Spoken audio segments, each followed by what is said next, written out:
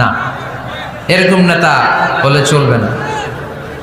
নেতা কাজ দিয়ে আমাদের হৃদয় জয় করতে হবে। শুধু বক্তব্য দিলে ওটা নেতা না।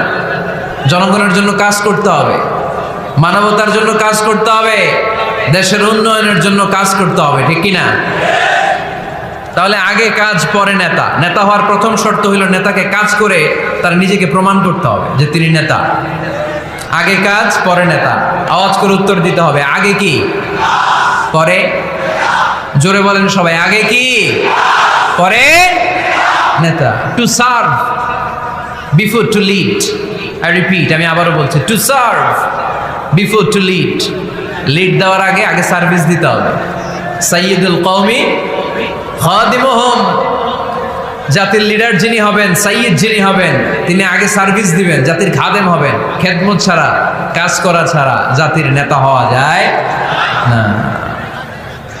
আমরা যদি আল্লাহ রাসূল সাল্লাল্লাহু আলাইহি ওয়াসাল্লামের জীবনের দিকে তাকাই তাহলে দেখব উনি আগে কাজ করেছেন, নেতা হয়েছেন অনেক পরে।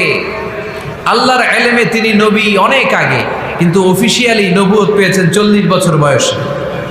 কত বছর বয়সে? 40 বছর বয়সে হেরা গুহাতে সূরাতুল আলাকের প্রথম 5 আয়াত নাজিল হলো, ইকরা